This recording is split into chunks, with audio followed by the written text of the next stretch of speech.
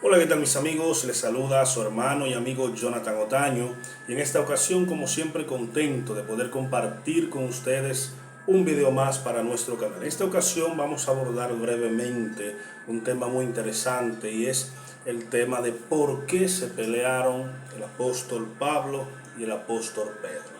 Vamos a ver el trasfondo de lo que originó esta pelea entre estos dos apóstoles que está contenida aquí en el libro de los Hechos y también en el libro de los Gálatas. Hubo un origen, hubo un indicio por el cual estos dos apóstoles no terminaban de ponerse de acuerdo. Recordemos que Pedro fue designado como uno de los líderes de la iglesia primitiva al junto de Jacobo y al junto de Juan.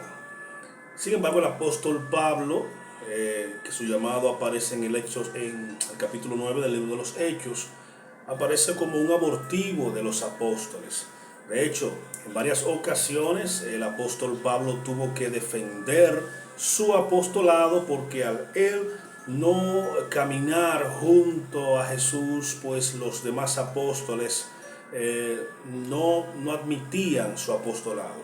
Aparte de esto, de que el apóstol Pablo, recordemos su vida pasada, que era un perseguidor acérrimo de la iglesia de nuestro Señor y Maestro Yeshua, Jesucristo. Entonces, Pablo tiene el encuentro con Jesús y es transformado y es enviado a las naciones. Jesús escoge a Pablo para llevar el evangelio, las buenas nuevas a los gentiles, a los goyim, a las naciones, mientras que a los apóstoles se le asigna una tarea más regional, más local. Y esto tiene mucho que ver no solamente, primero por la soberana gracia de Dios, así lo escogió Dios y así lo decidió Jesucristo. Y Él como cabeza y dueño de la iglesia, escoge a quien quiera y coloca a quien quiera donde tiene que colocarlo. Decidió que Pedro y los demás sean partícipes de la predicación del Evangelio a nivel local, a nivel de Jerusalén, Samaria, y al apóstol Pablo para que vaya a los gentiles. El dicho concreto de Jesús a Pablo es el siguiente: para que abra los ojos de los ciegos, para que lo traslade del reino de las tinieblas al reino de la luz, esto es, del poder de Satanás al poder de Cristo Jesús. Y el apóstol Pablo cumplió de manera tajante, de manera significativa su llamado. Fue un hombre apasionado por su llamado, es un hombre que personalmente, entre los personajes bíblicos, admiro de manera particular, porque fue una persona apasionada en lo que hacía. El apóstol Pablo siempre fue apasionado de lo que hacía, tanto estando en la rama del judaísmo, cuando defendía la ley, de tal manera que perseguía porque entendía para sí mismo. El apóstol Pablo, hay que entender lo que hacía, mas no justificar, que no es lo mismo. Vamos a entender lo que él hacía. El apóstol Pablo creía que estaba sirviendo a Dios, era un celoso de las leyes y las tradiciones de Israel.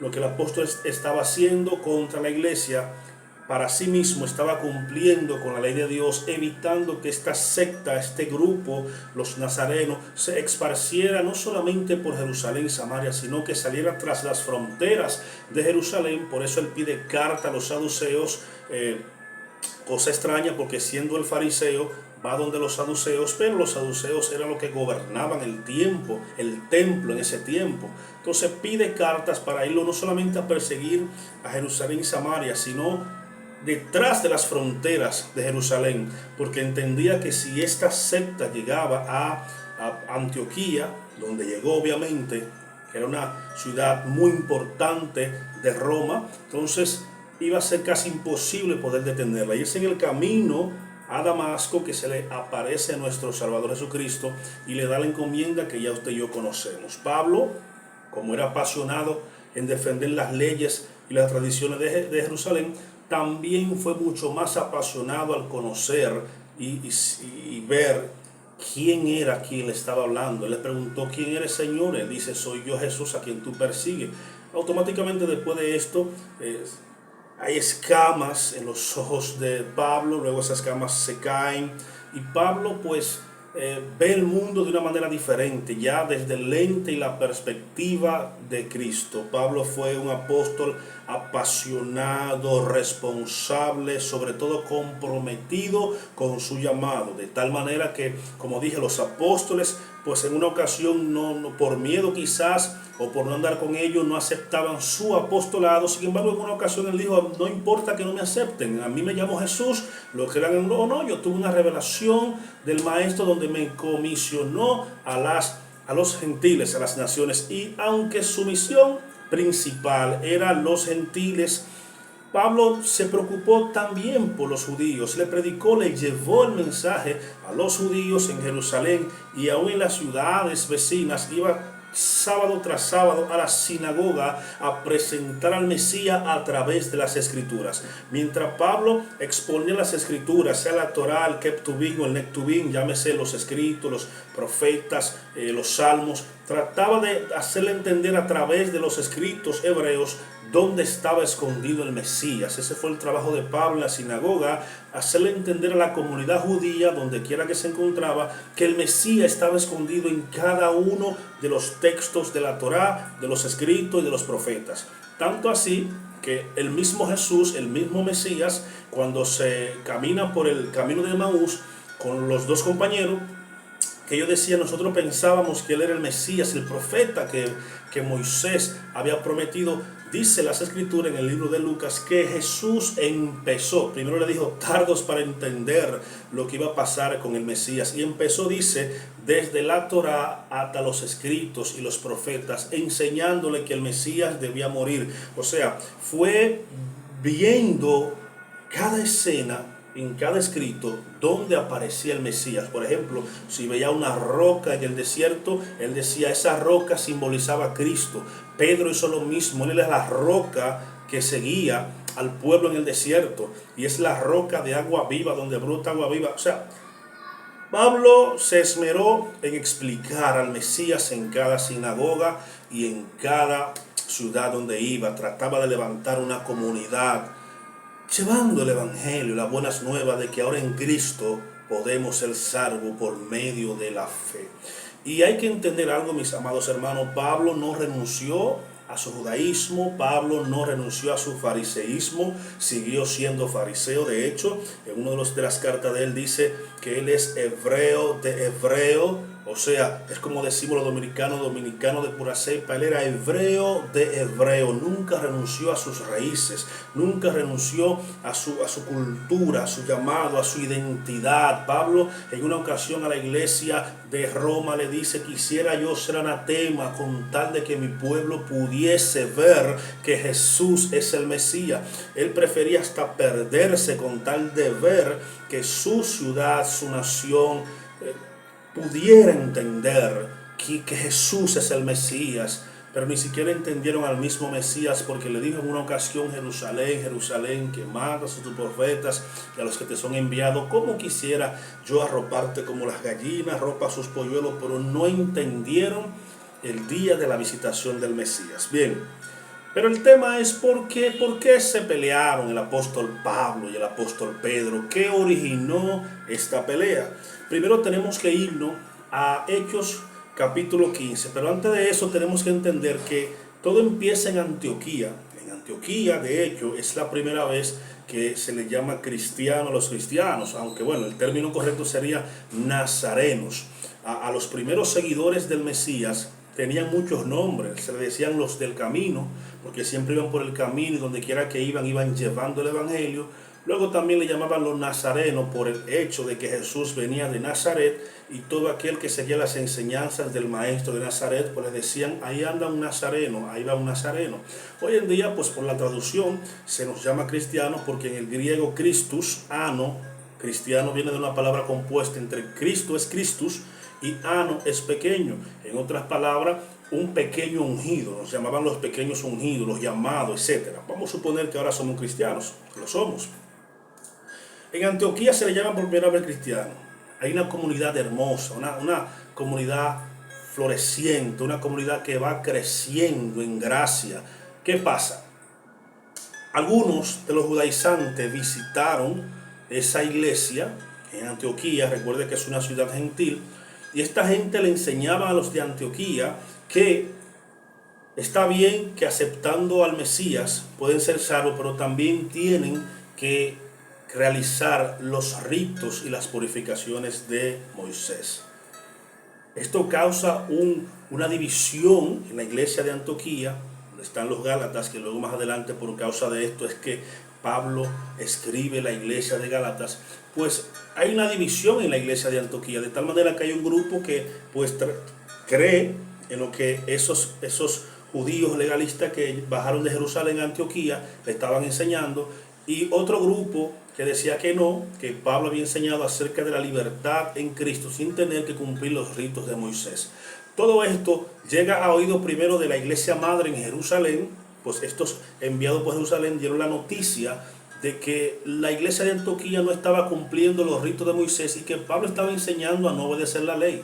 Entonces, otro grupo de Antioquía llama a Pablo, Bernabé y Tito y le cuenta lo que está pasando en la iglesia, que algunos judaizantes, habían llegado a la iglesia de Antioquía enseñando que guarden los ritos de Moisés. Todo esto causó una división tan grande que mandaron a Pablo a que subiera a Jerusalén, y es donde nace ahí el concilio de Jerusalén que encontramos en Hechos capítulo 15. Hechos capítulo 15. Este concilio nace por la necesidad de saber qué va a pasar con los que han creído en Jesús pero que no son judíos. Los judíos cumplen a cabalidad perpetuamente los ritos de Moisés y muchas de las cosas que Moisés enseñó, pero los gentiles no están llamados a cumplir ese tipo de cosas. Por ejemplo, por eso nace, repito, el concilio de Jerusalén. Pablo, Bernabé y Tito suben a Jerusalén, donde están Pedro, Jacobo y Juan y los líderes de la iglesia para debatir este tema. El concilio de Jerusalén nace por la necesidad de saber qué vamos a hacer con los que han creído en Yeshua, en Jesús, pero que no son judíos. ¿Cómo vamos a alinear a esa persona? Porque la comunidad gentil había crecido sumamente grande, mientras que la comunidad judía cada vez era más pequeña.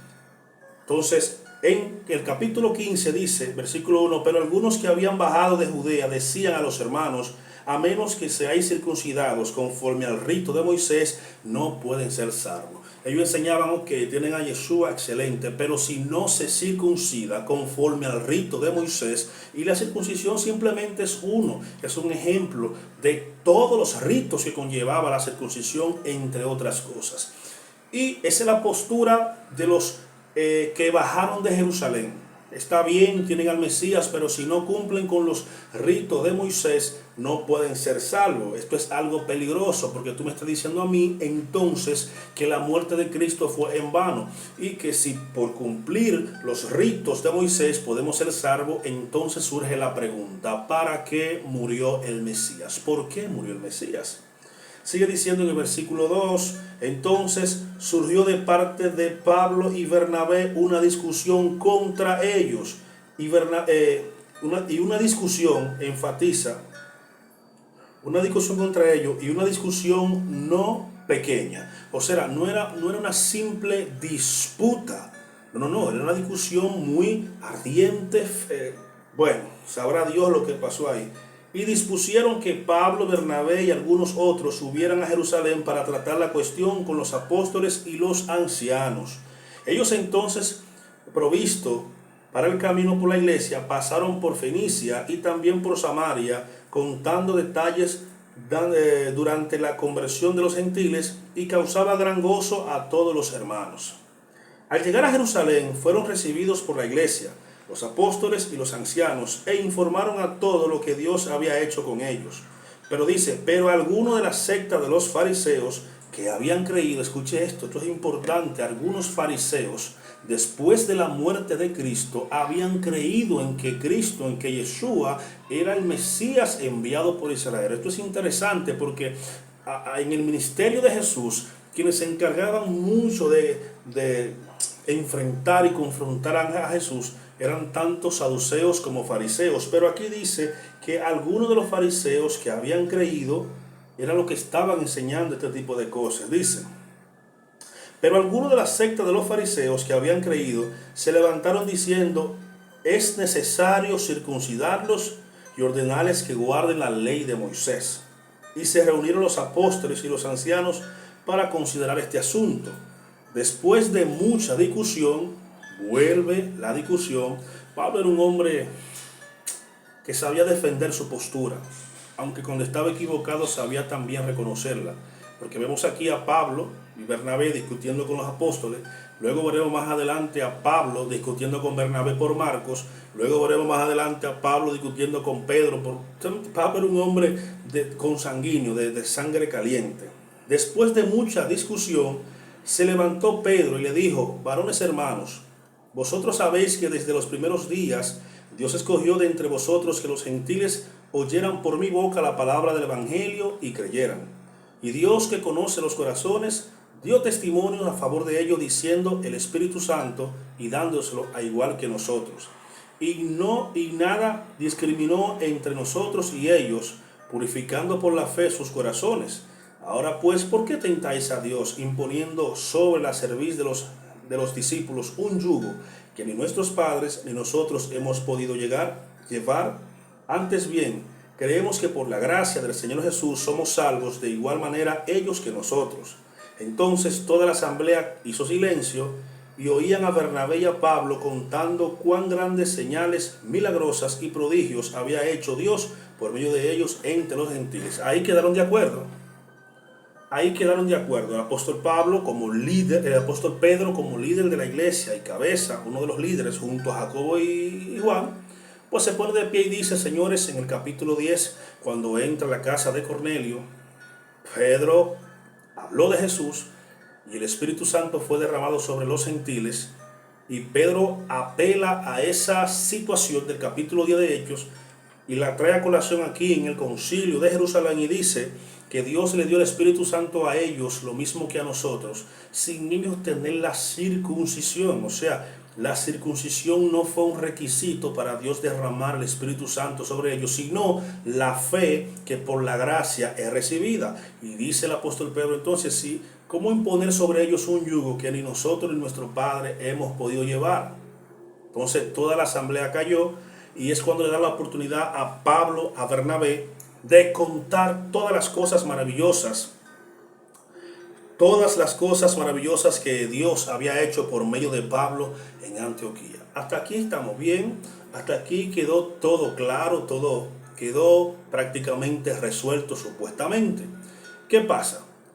Pedro personalmente visita más luego la iglesia de Antioquía y dice que Pedro se estaba gozando con los antioquianos, con la iglesia que ellos llamaban pagana, y se gozaba, comía inclusive de la comida que las iglesias y los hermanos de Antioquía pues le habían preparado. Se sumergió en ese mundo y vivía en libertad y gozo.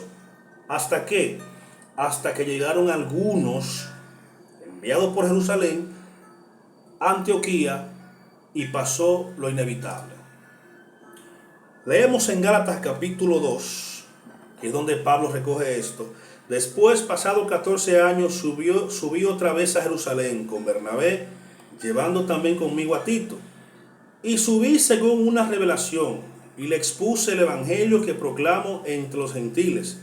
Pero lo hice en privado a los de reputación, para cerciorarme que no corrí en vano y todo esto. Y así, ni aun Tito, que estaba conmigo, siendo griego, fue obligado a ser circuncidado. Y esto a pesar de los falsos hermanos, introducidos secretamente, quienes se infiltraron para expiar nuestra libertad que tenemos en el Mesías Jesús, a fin de someternos a su esclavitud. A eso Pablo le llama esclavitud al sistema religioso antiguo. Someterse a eso es volver para atrás. Dice, versículo 11. Pero cuando Cefas, o sea, cuando Pedro fue a Antioquía, como le dije hace un momento, me opuse a él cara a cara, porque era de condenar. Dice Pablo que lo que Pedro hizo era de condenar, Padre Santo. Dice, porque antes que vinieran algunos de parte de Jacobo, uno de los líderes de la iglesia de Jerusalén, Pedro comía con los gentiles. Pero cuando vinieron, se retraía y se apartaba teniendo temor de los de la circuncisión. Eso que estaba haciendo, bueno, lo voy a seguir leyendo para luego explicarlo. Dice, y los demás judíos se unieron a Pedro en su insinceridad. O sea, Pablo está diciendo aquí, entonces, Pablo está asumiendo para él que lo que Pedro estaba haciendo, o sea, comer, compartir con la comunidad, era una hipocresía, una insinceridad. ¿Por qué? Porque mientras no estaban los que fueron enviados de Jerusalén, Pedro se comportaba como un gentil. Pero cuando llegaron la delegación de Jerusalén para ver cómo iba la iglesia, Pedro tuvo temor y se retrajo de los hermanos de Antioquía, y muchos judíos también hicieron lo mismo por temor a la delegación que se había enviado de Jerusalén. Dice, de tal manera que hasta Bernabé, mi hermano, hasta Bernabé fue arrastrado por su hipocresía de ellos.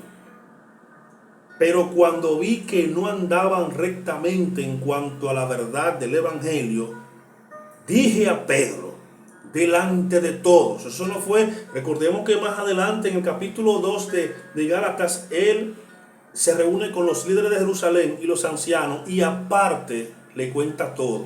Pero en esta ocasión, por lo que hizo Pedro, por su insinceridad y su hipocresía de retraerse cuando venían los judaizantes y echar a un lado a los hermanos de Antioquía, Pablo lo encaró cara a cara. Dice, pero cuando vi que no andaban rectamente en cuanto a la verdad del evangelio, dije a Pedro delante de todos, si tú, siendo judío, vives como gentil y no como judío, ¿cómo obligas a los gentiles a vivir como judíos? Esto fue una declaración muy fuerte del apóstol Pablo hacia Pedro. Recordando, mi hermano, siempre que Pedro era uno de los líderes de la iglesia de Jerusalén, fue instituido por Jesús para ser piedra y cabeza de la primera comunidad creyente en el Mesías. Se le dieron las llaves del reino, en otras palabras, por tu boca, por tu autoridad, muchos vendrían y entrarían al reino de Cristo. Sin embargo, vemos a un Pedro que le faltó carácter, le faltó identidad y le faltó decisión. Porque si ya en el concilio, capítulo 15 de Hechos, tú mismo te pones de pies, tú mismo eres el que dice que ese yugo que ni los padres ni nosotros hemos llevado a cabo, justamente por eso, entonces Jesús derramó el Espíritu Santo sobre los gentiles sin estar circuncidados, sin conocer nada de leyes. Si Él, a lo mismo que a nosotros, nos dio el Espíritu Santo de la verdad, ¿por qué entonces poner un yugo que nuestros padres nosotros hemos llegado? Ahora tú vienes aquí a Antioquía y tienes recelo, tienes miedo porque la delegación de Jerusalén vino a observar lo que estaba pasando en Antioquía. Solamente Pablo tuvo la visión clara desde el principio que aunque los gentiles son incrustados contra naturaleza al cuerpo del Mesías, hay cosas que Israel tiene que hacer perpetuamente, pero que no aplican a los gentiles. Y esto quedó claro, Señor, en el concilio de Jerusalén. De las 7 leyes noágicas, se mencionaron 4 que los gentiles tenían que cumplir.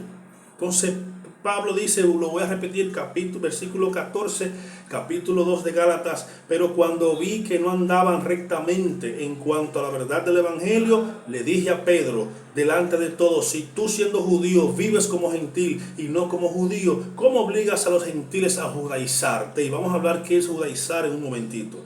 Sigue diciendo, nosotros, judíos por naturaleza y no pecadores de entre los gentiles, sabiendo que el hombre no es declarado justo por las obras de la ley, sino por la fe de Jesús el Mesías, también nosotros creímos en el Mesías, para que fuésemos declarados justos por la fe del Mesías. En otras palabras, nosotros, a pesar de que somos judíos, que tenemos la promesa, los pactos y todo, para poder ser salvos, teníamos también que creer por fe en el Mesías para ser salvos, lo mismo que ellos. O sea, ellos no se diferencian de nosotros porque tanto ellos como nosotros necesitamos la fe para ser salvos en el Mesías. Dice, Y por las obras de la ley, porque por las obras de la ley ninguna carne será declarada justa. Y si buscando ser declarado justo en el Mesías, también nosotros somos hallados pecadores, ¿es por eso el Mesías ministro de pecado? En ninguna manera, porque si edifico otra vez las mismas cosas que destruí yo mismo, me demuestro transgresor. Porque yo, por medio de la ley, a la ley he muerto a fin de vivir para Cristo. Con el Mesías he sido justamente crucificado, y ya no vivo yo, sino que el Mesías vive en mí, y lo que ahora vivo en la carne lo vivo. Y lo vivo en la fe del Hijo de Dios, quien me amó y se entregó a sí mismo por mí. No rechazo la gracia de Dios, porque si por la ley fuera la justicia, entonces en vano vino Cristo a morir. Todo esto que leemos en el capítulo 2 del libro de los Hechos, se lo está recriminando Pablo a Pedro. ¿Cuál es el enojo de Pablo contra Pedro?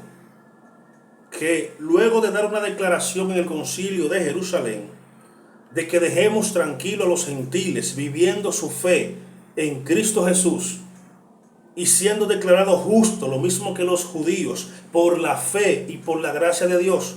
Ahora tú vienes a Antioquía, ves la iglesia frondosa, ves la iglesia creciendo, la ves como está fructificando y te gozas con ellos, cantas con ellos, inclusive comes con ellos.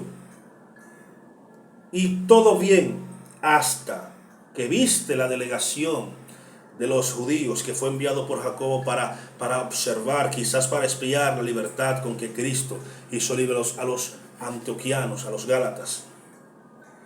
Cuando Pablo observó esto, que inclusive Bernabé fue arrastrado en esa simulación, dice alguna Biblia, la mía lo aclara y dice, en esa insinceridad y en esa hipocresía. O sea, Pablo declaró a todos ellos hipócritas y poco sinceros. ¿Cómo se sentirían los de Antioquía cuando esa delegación llegó y los que estaban con ellos como líderes de cabeza? Porque eso es importante reconocer y dar a salvedad. Pedro era un líder de la iglesia, no debió actuar de esa manera. Por eso el enojo de Pablo, por eso la inconformidad de Pablo, no solamente con Pedro, sino con Bernabé y con todos los ancianos y con todos los que hipócritamente habían dicho en Jerusalén que sí, vamos a dejar los gentiles tranquilos, pero ahora vienen a expiar su libertad. Y es ahí cuando Pablo, desde el versículo 11 hasta el 21 del capítulo 2 de Gálatas, le da esa reprimenda. Por la ley no vamos a ser justificados nunca. Por la gracia y la fe de Cristo, sí.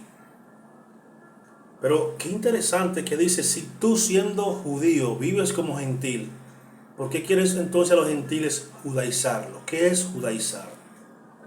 Pablo lo explica claramente ahí. Pablo explica qué es judaizar y tenemos que tener claro eso, mis hermanos, qué es judaizar, porque ahora si tú dices Shalom, tú estás judaizando. Si tú dices Yeshua, tú estás judaizando. Si tú utilizas cualquier nombre o ademán de la cultura hebrea, la mayoría de los cristianos se sienten asustados. Ahora el término de ello es, no judaice la iglesia. Usted no sabe lo que es judaizar, mi hermano. Usted no sabe lo que es judaizar. Usted no puede estar diciendo, no judaice, si usted no sabe lo que es judaizar. Pablo le está enseñando a Pedro qué es judaizar.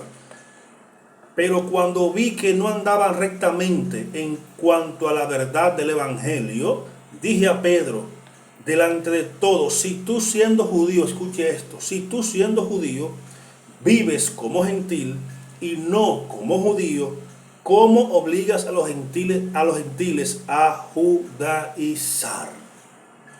Judaizar no es que te digan shalom, porque eso es un saludo hebreo muy hermoso, por cierto. Judaizar no es que yo te diga Yeshua, porque Yeshua es un nombre hebreo, Jesús es el nombre latinizado. Amén. Pues si no vamos a judaizar, entonces saca todo lo que tienes en la iglesia que es del judaísmo. Por ejemplo, tú bautizas. Déjame recordarte que el bautismo es una costumbre de la cultura hebrea. No bautices más, porque eso es judaizar. Tú recibes diezmo. Déjame decirte que el diezmo fue instituido por Abraham, el padre de Isaac, el padre de Jacob, el padre de la nación de Israel, que practicaba el diezmo. Entonces, si tú no quieres judaizarte, deja el diezmo. La ofrenda, no reciba ofrendas, no, porque eso es de la cultura hebrea y se le asignó a la iglesia primitiva, que por cierto era hebrea. No cante cánticos espirituales porque eso es hebreo. Claro, hay un sinnúmero de cosas que la iglesia hace y es del judaísmo, pero ellas tienen miedo de judaizarse. Por ejemplo, le mencioné el diezmo, ¿verdad? La Santa Cena. No practiquen la Santa Cena. Pero tú me dirás, no, eso fue instituido por Cristo. Eso no es así. La Santa Cena existía antes de Cristo venir a la tierra. La Santa Cena es lo que conocemos como la Pascua, el Seder de Pesaj. Jesucristo, que es como judío al fin, celebró el Seder de Pesaj, o sea, la Pascua. Tomó esta fiesta, que es una de las 7 fiestas establecidas por el Eterno en Levítico capítulo 23 en adelante, la puede estudiar.